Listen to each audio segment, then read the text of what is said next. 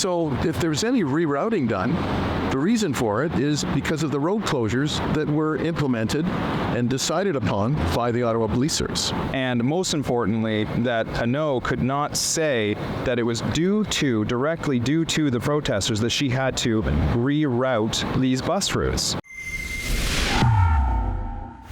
Robert Krajcik reporting for Rebel News here in Ottawa, Ontario, at the conclusion of day 16 of the trial of Tamara Lich and Chris Barber. The two co-defendants are being charged with a series of crimes linked to their organizational roles with the Freedom Convoy in 2022, which was a peaceful demonstration in opposition to what I regularly frame as the COVID-19 enterprise, an apparatus of control, coercion, surveillance, censorship, and mandates that you all out there in the audience are familiar with.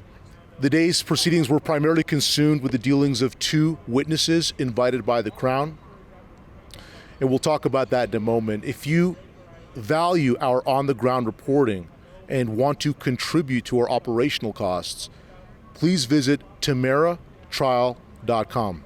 The first witness of the day is an Ottawa lady who runs a business here in downtown, right near the heart of the Freedom Convoy. She was invited to testify about harms that she claims she suffered and endured as a function of the Freedom Convoy demonstration. I'll share some quotes with you that I found noteworthy. She was speaking about demonstrators here. They laughed at me and told me to F off. I was called an effing C word. She didn't put it that way. She said those words in their full expletive formats.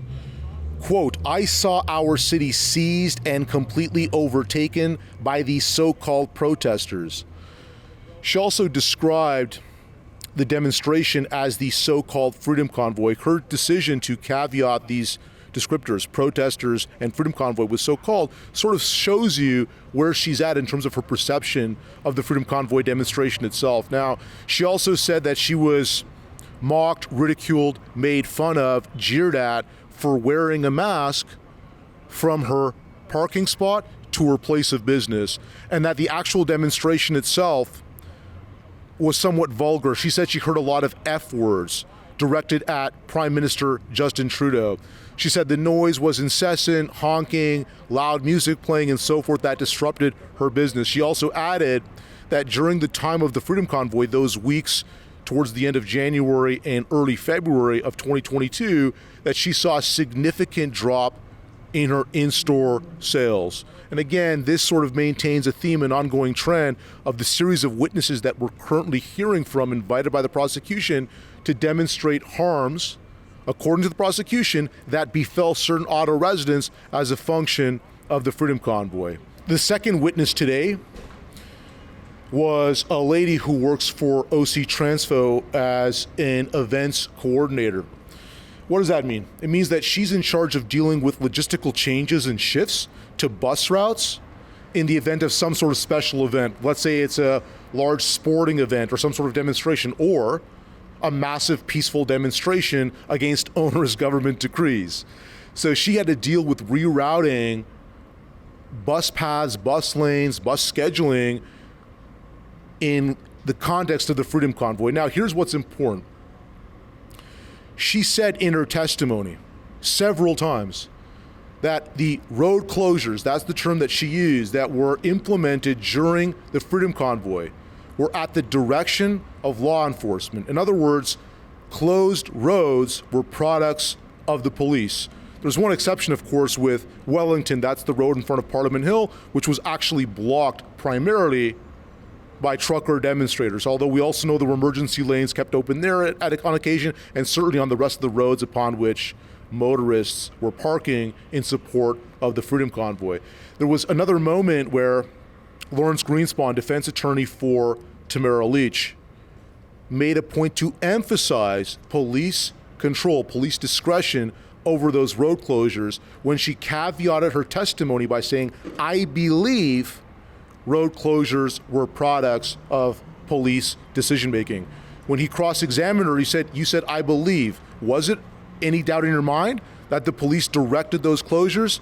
She conceded no. In other words, she was 100% certain, as the rest of us are, that the road closures were imposed by police. A quick point I want to share with the Rebel News audience about increased traffic congestion in Ottawa during the Freedom Convoy. I live here in Ottawa, Ontario. I was in downtown basically every day of the Freedom Convoy.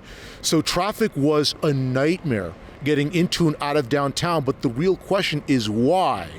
Low information residents would be whining, oh, the Freedom Convoy this, the demonstration that. It was not that simple.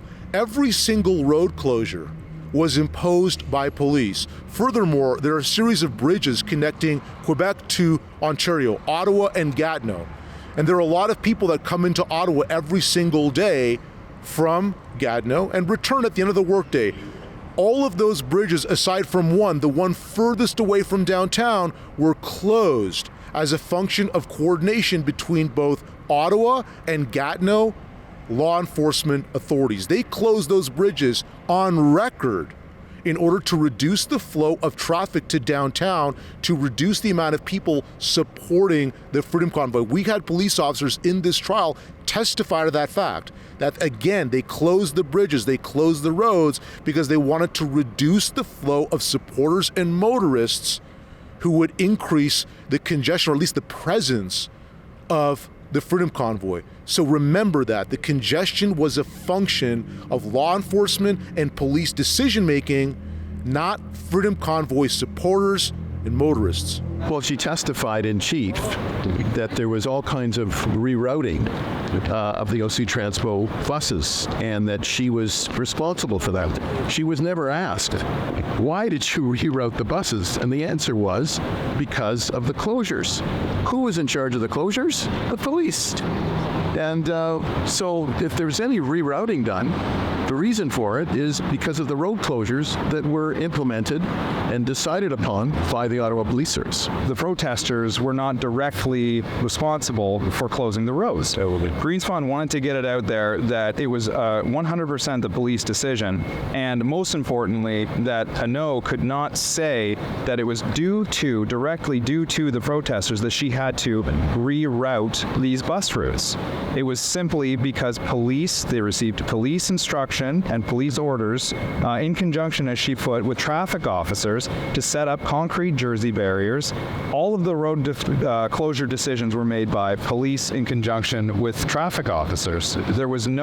She wasn't able to comment, and this is why Greenspan wanted to sort of hammer her on this. There was no comment, she couldn't make any comments as to the impact that the protesters had on this. Well, from the evidence that we did hear, the individual that testified could not identify anybody that they interacted with. So it's clear that there's no evidence emanating to either accused with respect to what was testified to in courthouse. So something caught my attention in the courtroom today. It was a dog. It's a service dog. And it's a service dog that does service here in the courtroom basically full time.